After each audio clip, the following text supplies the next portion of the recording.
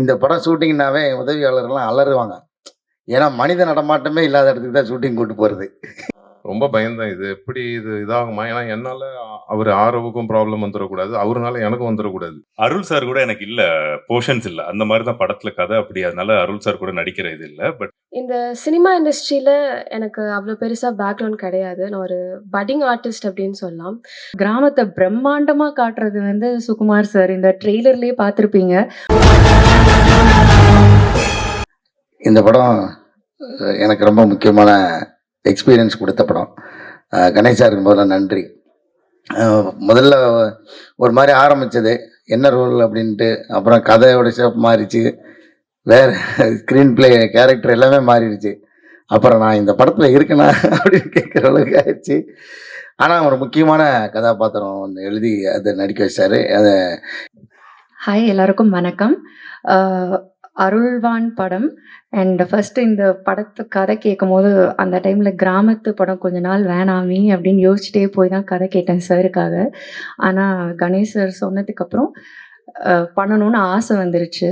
And மெயினாக அதோட அந்த என்ன சொல்கிறது படத்தோட கருன்னு சொல்கிற மாதிரி படிக்கிறதுல ஸ்கூலில் இந்த ஃபெசிலிட்டியில் அந்த ஃபெசிலிட்டி இல்லைன்னு நினைக்கலாம். பட் படிக்கிறதுக்கான ஃபெசிலிட்டியே இல்லை அப்படின்னு நம்ம ஊர்லேயே ஒரு இடம் இருக்குது, மக்கள் இருக்காங்க, இந்த மாதிரியும் வாழ்கிறாங்க அப்படின்னு நினைக்கும் போது இதில் கண்டிப்பாக நம்ம இருக்கணும் அந்த படத்தில் அப்படின்னு ஒரு ரெஸ்பான்சிபிளாகவும் ஃபீல் ஆச்சு.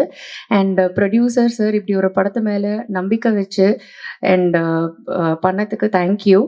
லொக்கேஷன்னா மேப்ல இல்லாத லொக்கேஷன், நெட்வொர்க்கே கிடைக்காத ஒரு லொக்கேஷன், தங்குறதுக்கு தூங்குறதுக்கு இல்லாத ஒரு லொக்கேஷன் தான் இந்த படத்தில் தான் நாங்கள் பண்ணோம். ஆனால் அப்படி ஒரு லொக்கேஷனில் அவ்வளோ ஒரு லைஃப் இருக்குது. அங்கே இன்னுமே மக்கள் அழகாக வாழ்கிறாங்க. அங்கே போகிறதுக்கு இருக்கிறதுக்கு கஷ்டமாக இருக்கே தவிர அங்கே இருந்தே ஷூட்டிங் பண்ணும்போது அது பழகி அவங்களோட வாழும்போது அது ஒரு சுவாரஸ்யமாக இருக்குது. அண்ட் சுகுமார் சாரோட நாங்கள் ஏற்கனவே படம் பண்ணியிருக்கேன் ராரா.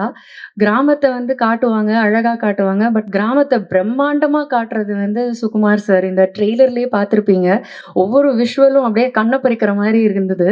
ஸோ என்னையும் வந்து கிராமத்தை அழகாக காமிச்சதுக்கு thank you Sukumar sir. And Arulnithi sir, அவர் வந்து நம்பிக்கை நாயகன் நினைக்கிறேன். ஏன்னா படத்தில் வந்து அருள்நிதி சார் இருக்காரான்னு சொன்னோடனே எல்லாரும் சொல்கிறது, ஓ சார் இருக்காரா, அப்போ படம் நல்லா இருக்கும், அப்போ படம் வித்தியாசமாக இருக்கும், அப்போ படத்தில் ஏதோ இருக்குது. ஸோ இந்த தாட் தான் ஃபர்ஸ்ட் வருது என்னோட ஃப்ரெண்ட்ஸ் அண்ட் ஃபேமிலி. ஸோ அப்படி ஒரு நேம் இருக்குது அவருக்கு. அவர் சூஸ் பண்ணியிருக்காருன்னா அந்த படத்தில் ஏதோ ஒன்று இருக்குன்ற நம்பிக்கை. ஸோ கண்டிப்பாக இந்த படத்தில் இருக்குது, அதனால தான் அவரும் நம்பியிருக்காரு. And Sakthi sir, thank you so much. நீங்கள் இந்த படத்தை ரிலீஸ் பண்ணும்போது அதுக்கு அடுத்த கட்டத்துக்கு போன ஒரு நம்பிக்கை ஆல்ரெடி எங்களுக்கு வந்துருச்சு. தேங்க்யூ. அண்ட் ஆரவ் என்னோட கோ actor. So such a dedicated actor. ஏன்னா அங்கே வந்து நாங்கள் பண்ணும்போது காளி சார் சொன்ன மாதிரி தான் அந்த லொக்கேஷன் போகிறது இப்படி போகலாம் இப்படி போகலாம் இப்படிலாம் நாங்கள் போயிருக்கோம். அண்ட் அவர் அப்படி போய் மலை மேலே ஏறி அது மேலே மரத்து மேலெலாம் ஏறி அண்ட் ஒரு ஃபால்ஸ், ஒரு ஹியூஜ் ஃபால்ஸ் கீழே நாங்கள் ஷூட் பண்ணும்போது செம்ம குளிர் அப்போது. பட் அவர் வந்து உடம்பு ஃபுல்லாக சந்தனத்தை பூசிட்டு ஒரு போஸ்லாம் பேலன்ஸ்டாக இருக்கணும். ஸோ அதெல்லாம் வந்து ரொம்ப கஷ்டம். அங்கே நாங்கள் கூட இருந்து பார்த்ததுனால தெரிஞ்சுது. பட் ஒவ்வொரு நாளும் அவ்வளோ டெடிக்கேட்டடாக இருந்தார். And such a wonderful co actor also. Krithika லொக்கேஷனில் நிறைய கீழெல்லாம் விழுந்து மண்டையில் பாறையிலலாம் கூட அவளுக்கு விழுந்து விழுந்து நடிச்சான்ற மாதிரி அவ்வளோ ஒரு டெடிக்கேஷன் அது பாப்பா. ஸோ இப்போ பாப்பா இல்லை, இப்போ க்ரோன் அப். பட் ஸ்டில் அவ்வளோ ஒரு அவங்க தான் படத்தோட என்ன சொல்கிறது ஹீரோ மாதிரி. ஸோ எனக்கு இந்த படத்தில் ஒர்க் பண்ணது ரொம்ப ரொம்ப சந்தோஷம். வாய்ப்பு கொடுத்ததுக்கு நன்றி. GV Prakash sir, such a soulful music. Allipoove song repeat மோடில் தான் கேட்குறேன். I think he knows the way to people's heart. அவர் பாடினா அது டைரெக்டாக வந்து ஹார்ட்டில் ஹிட் ஆகிடும். So thank you GV sir. And படத்தோட ஏடிஸ் எல்லாத்துக்குமே தேங்க்யூ. சாம், அசிஸ்டண்ட், அசோசியேட் எல்லா டிபார்ட்மெண்ட்லேயும் சாம் இருப்பார். ஏன்னா அந்த லொக்கேஷனில் ஒர்க் பண்ணுறது அவ்வளோ ஈஸி இல்லை. நாங்கள் ஆர்டிஸ்ட்டாக எவ்வளோ கஷ்டமோ அதை விட கஷ்டம் டெக்னீஷியன்ஸுக்கு. அவங்க ஓடிக்கிட்டே இருக்கணும். ஸோ பாதி பேர் கொஞ்சம் பேர் லொக்கேஷனில் இருக்க முடியாமலே போயிட்டாங்க. அப்படி இருக்கும்போது கடைசி வரைக்கும் சாம்லாம் இருக்கார். So thank you Sam. அண்ட் எல்லாருக்குமே ரொம்ப ரொம்ப ரொம்ப நன்றி. யாரையாவது விட்டுட்டேன்னா தெரில. Thank you so much. Thanks for the opportunity. Thank you. இந்த படம் ஷூட்டிங்னாவே உதவியாளர்லாம் அலறுவாங்க. ஏன்னா மனித நடமாட்டமே இல்லாத இடத்துக்கு தான் ஷூட்டிங் கூட்டு போகிறது. அதுலேயும் நம்ம சுகுமார் அண்ணா இருக்காரு. ஒரு ஆள் கால் தடம்படாத இடமா இருக்கும். அங்கே மிருகங்களும் ஏறி போக முடியாத ஒரு சூழ்நிலையாக தான் இருக்கும். ஒரு புதர் காடாக இருக்கும். அந்த காட்டுக்குள்ளே கொண்டு போய் அவர் கேமரா வச்சுக்கிட்டு ரிவர்ஸில் ஓடுவார். நம்ம ஃபார்வேர்ட்லேயே நடக்க முடியாது அந்த இடத்துல. கொடி அது இதுன்னு முட்புதர்லாம் இருக்கும். அதுக்குள்ளே ரிவர்ஸில் கேமரா தூக்கிட்டு மேலே ஏறி ஓடிக்கிட்டு இருப்பார். நம்ம அவரை ஃபாலோ பண்ணி போகிறது பெரிய கஷ்டமாக இருக்கும். அந்த மாதிரி ஒவ்வொரு நாளும் சவால். ஒரு நாள் அந்த கூக்கால் பக்கத்தில் ஒரு ஒரு அங்கேருந்து ஒரு 4 கிலோமீட்டர் கீழே இறங்கணும். இறங்கி ஒரு பள்ளத்துக்குள்ளே ஷூட்டு. ரூம்லாம் கிடையாது. இங்கே வழக்கம் போல் கேரவன் ரூம் அதுக்கெல்லாம் இங்கே இடம் கிடையாது. அவங்கவுங்க டென்ட்டை அவங்களே தூக்கிட்டு போயிடணும். கீழே போய் டென்ட்டு போட்டு தான் தங்கணும் அந்த ஷூட்டிங் ஸ்பாட்டுக்கு. இறங்கினோடனே இங்கே தான் பக்கத்தில் அப்படி இறங்கி போயிடலான்ட்டு அந்த உள்ளூர்காரர் ஒருத்தர் அவர் வேகமாக இறங்கி போயிட்டு இருந்தார். அது இறங்கும்போது ஒரு கல் ஒன்று உருண்டு அப்படியே போச்சு. அந்த கல்லை ஃபாலோ பண்ணி பார்த்தேன். அது கீழே அந்த மலையை தாண்டி கீழே தான் போய் லேண்ட் ஆச்சு. எங்கேயுமே லேண்டிங்க்கு இடம் கிடையாது. அப்படி தலைகீழே இறங்கி போனோம். அதில் வந்து அது ஒரு பாதை போட்டிருக்காங்க, வேறு ஒரு இடத்துக்காரங்க. அந்த மாதிரி ஒவ்வொரு நாளுமே இந்த கடைசி ஷெட்யூலில் எனக்கு டேட் இல்லைன்னொடனே என் உதவியாளர்கள்லாம் குஷி ஆகிட்டாங்க. அப்போ அந்த படம் போகலையா அப்படின்னு. அதில் ஒரு 2 நாள் நடிக்க முடியாமல் ஆச்சு. அந்தளவுக்கு ரொம்ப சவால். இடையில நடிச்சிருந்த அந்த சின்ன ரோல் நடிக்கிற எனக்கே இவ்வளோ சவாலாக இருந்துச்சுன்னா ஒவ்வொரு நாளும் அந்த படத்தை எப்படி எடுத்திருப்பாங்கன்னு பாருங்கள். பயங்கரமான ஒரு விசுவல் எக்ஸ்பீரியன்ஸாக இருக்கும் அந்த படம். நான் கொஞ்சம் எனக்கு காமிச்சார் என்ன டைரக்டர் சார். பார்த்தேன். ஐயோ சுகுமாரனை வந்து ஏற்கனவே வந்து அவர் காட்டுக்குள்ளே பிறந்து வளர்ந்த மாதிரி தான் படம் எடுத்திருப்பார். இதில் வந்து இந்த காட்டை வேற ஒரு பர்ஸ்பெக்டிவில் காமிச்சிருக்காரு. அது எல்லா லொக்கேஷனுமே மேகத்துக்கு மேலே தான் இருக்குது. ஒரு மேகம் இருக்குல்ல, அந்த மேகங்களுக்கு மேலே இருக்கிற உயரத்தில் தான் இருக்கிற மாதிரி லொக்கேஷன். ஒரு ஹெவனில் வச்சு ஷூட் பண்ண மாதிரி பண்ணியிருக்காரு. அதை தாண்டி இந்த கதை ரொம்ப முக்கியமான கதை. ஒரு அடிப்படை கல்வியை பற்றி பேசுகிற ஒரு படமாக இருக்கும். அது ரொம்ப முக்கியமான படமாக இருக்கும். ரொம்ப பேசப்படும் இந்த படம் நம்பிக்கை எனக்கு. அப்புறம் அருள்நிதி சார் ஒரு படத்துக்குள்ளே சாதாரணமாக வரமாட்டார்ல, அவரோட கதை தேர்வு நமக்கு தெரியும். அந்த மாதிரி அவ்வளோ முக்கியமான இது ஒரு படமாக இருக்கும். ஆரவ் சார், ரம்யா எல்லாருக்குமே, பாப்பா நடித்தாங்க எல்லாருக்குமே, கூட நடித்த எல்லாருக்குமே ரொம்ப நன்றி. ரொம்ப நல்ல எக்ஸ்பீரியன்ஸ் கொடுத்தது இந்த படம். இந்த படம் பெரிய அளவில் வெற்றி வரும்னு நம்பிக்கை இருக்குது. நன்றி, வணக்கம். எல்லாருக்கும் வணக்கம். நான் கிருத்திகா பாலசுப்ரமணியன். இந்த சினிமா இண்டஸ்ட்ரியில் எனக்கு அவ்வளோ பெருசாக பேக்ரவுண்ட் கிடையாது. நான் ஒரு பட்டிங் ஆர்டிஸ்ட் அப்படின்னு சொல்லலாம். ஸோ அப்படி இருக்கும்போது இந்த படம் அருள்வான் எனக்கு கிடைச்ச ஒரு பெரிய வரம். இந்த மாதிரிலாம் நான் படம் பண்ணுவேன்னா, இவ்வளோ பெரிய ஆர்டிஸ்ட் கூட நான் நடிப்பேனான்னு எனக்கு ஒரு கனவாக இருந்துச்சு. ஸோ அந்த கனவை நிறைவேற்றி வச்ச கணேஷ் விநாயகன் சாருக்கு என்னோட நன்றி. Thank you so much for this opportunity sir. And first of all இந்த கதையை எடுத்து மக்கள்கிட்ட கொண்டு போய் சேர்க்கணும்னு நினச்ச அந்த டிசிஷனுக்கே ரொம்ப ரொம்ப நன்றி சார். அண்ட் இந்த படத்தோட ப்ரொடியூசர் எஸ்ஜி சரவணன் சார். அவர் முழுக்க முழுக்க இந்த படத்தில் அவரோட நம்பிக்கையும் அவரோட டைமையும் இதில் வந்து இன்வெஸ்ட் பண்ணியிருக்காரு. அது அவருக்கும் வந்து ஒரு பெரிய நன்றி. And Sukumar sir, director of cinematography. எங்கள் எல்லாருமே அவ்வளோ அழகாக கேப்சர் பண்ணி ஸ்க்ரீனில் கொண்டு வந்திருக்கீங்க சார். அண்ட் ஒரு லொக்கேஷனுமே வந்து பார்க்க அவ்வளோ பிரெத் டேக்கிங்காக இருக்குது. ஒன்றா பார்த்து வந்து அவர் லொக்கேஷன் ஃபிக்ஸ் பண்ணி ஷூட் பண்ணார். Thank you so much for that sir. And இந்த படத்தோட music director GV Prakash sir. Thank you so much for all the beautiful songs. இந்த அல்லிப்பூ பாட்டு மட்டும் நான் ரிலீஸ் ஆனதில் ஒரு நல்ல 100 தடவை நான் இந்த பாட்டை கேட்டிருப்பேன். அவ்வளோ இனிமையாக இருக்குது. அண்ட் யுகபாரதி சாரோட லிரிக்ஸுமே அவ்வளோ அழகாக இருக்குது. அவர் இங்கே இல்லை, but still thank you so much sir. And இந்த படத்தோட stars Arulnithi sir, Aarav sir, Ramya Pandian ma'am, John Vijay sir, Kaali Venkat sir and VTV Ganesh sir. இவங்க கூட நடித்தது எனக்கு வந்து ஒரு பெரிய எக்ஸ்பீரியன்ஸ் அண்ட் ஒரு புது லேர்னிங் அப்படின்னு சொல்லலாம். And Lawrence Kishore sir, thank you so much. And கடைசியாக உங்கள் எல்லாருக்குமே as a press and media, இந்த அருள்வான் படம் பூஜை போட்டதுலேருந்து இப்போ ரிலீஸ் வரைக்குமே வந்து நிற்குது. ஸோ இதுக்காக அட்லீஸ்ட் இந்த படத்துக்காக ஒரு 100 பேர் வந்து ராத்திரி பகலுமா உழைச்சிருப்பாங்க. இந்த படம் நல்லா வரணும். நிறைய எஃபர்ட்ஸ், நிறைய ஹார்ட் ஒர்க், நிறைய சேலஞ்சஸை க்ராஸ் பண்ணி தான் நாங்கள் இவ்வளோ தூரம் வந்திருக்கோம். ஸோ இந்த படத்தை நல்லபடியாக நீங்கள் கொண்டு போய் சேருங்கிற நம்பிக்கையோடு நான் விடைபெறுறேன். நன்றி, வணக்கம். கேக்குதா? கேட்குதுங்க. எனக்கு கேட்கல. சரி, நிறைய படங்கள்ல நீங்க ஹீரோவா நடிச்சிட்டீங்க. இப்போ வந்து நண்பர் கேட்டதுக்காக வந்து சிறப்பு தோற்றத்துல கலெக்டரா நடிச்சிருக்கீங்க. கலெக்டரோட அதிகார எல்லைக்கு உட்பட்டு அந்த பொண்ணை நீங்க வந்து படிக்க வைக்கிறீங்களா, இல்லை வந்துட்டு அதை மீறி அரசு விதிகளை மீறி தனிப்பட்ட முறையில அனுதாபத்தினால அந்த பொண்ணை படிக்க வைக்கிறீங்களா? அது மாதிரி எதாவது உங்க கேரக்டரை பத்தி விரிவா சொல்லுங்க. இல்ல, அதை சொன்னா கதை சொன்ன மாதிரி ஆயிடும்ல. நான் அந்த பொண்ணை என்ன முயற்சி எடுத்து படிக்க வைக்கிறேன்றது அதை நீங்க படமா பார்க்கும்போது தெரியும். ஃபர்ஸ்ட் ஆஃப் ஆல் இதில் வந்து அவர் என்னை 5 நாள் தான் கூப்பிட்டாரு நடிக்க. அப்புறம் 5 10 ஆச்சு, 10 15 ஆச்சு. ஆனா எல்லா நாளுக்கும் ஒரே சம்பளம் தான் கொடுத்தாரு. நான் சீரியஸா சம்பளத்துக்காகவோ அதுக்காகவோ பண்ணல.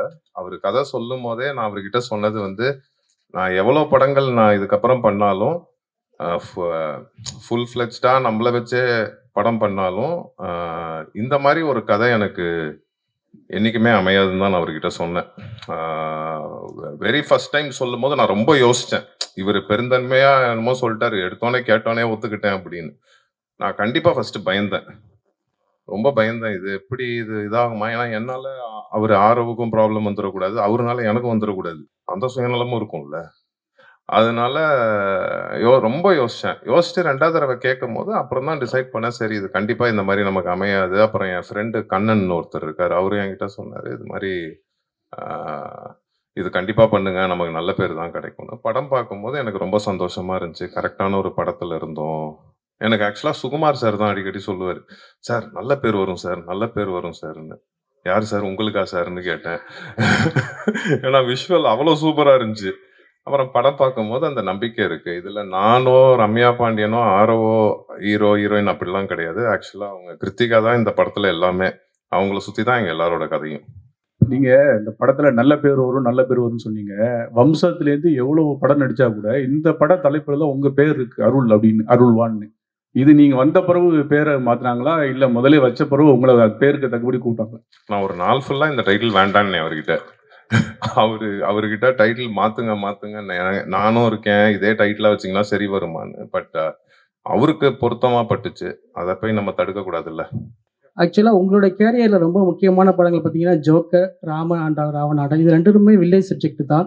ஸோ உங்களுக்கு நல்ல பேர் வாங்கி கொடுத்த அப்படிங்கிற பட்சத்தில் நீங்கள் ஏன் வில்லேஜ் சப்ஜெக்ட் சூஸ் பண்ணுறது தயங்குறீங்க?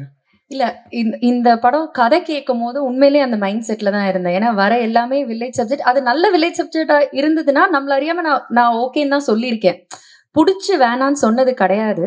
பட் இந்த படம் முடிக்கும் போது என் மனநிலை எப்படி இருந்ததுன்னா, வில்லேஜ் சப்ஜெக்ட் பண்றது எனக்கு பெருமையா ஃபீல் ஆச்சு. ஏன்னா ஒரு கிராமத்து மக்களை நம்ம ரெப்ரசென்ட் பண்றோம், அவங்களோட வாழ்வியலை காட்டுறோம். ஸோ அதுல நிறைய நுணுக்கங்கள் இருக்கு, அதுல ஒரு ரியாலிட்டி இருக்கு, ஒரு சோல் இருக்கு. ஸோ படம் முடிகிற டைம்ல நான் பெருமை தான் பட்டேன். ஸோ இப்போ அந்த மைண்ட் செட்ல இல்லை. கதை கேட்கும் போது உண்மையிலே நான் அவர்கிட்ட ஃபோன்ல நோ தான் சொன்னேன். ஸோ இருந்தாலும் ஒரு வாட்டி கேட்க வாங்கினாங்க. தேங்க்யூ சார் திருப்பி வர சொன்னதுக்கு. ஸோ கதை கேட்டதுக்கு அப்புறம் எனக்கு ரொம்ப ஹாப்பி ஆயிடுச்சு. ஸோ இனிமேல் வில்லேஜ் படம் கண்டிப்பா கண்டிப்பா கண்டிப்பா.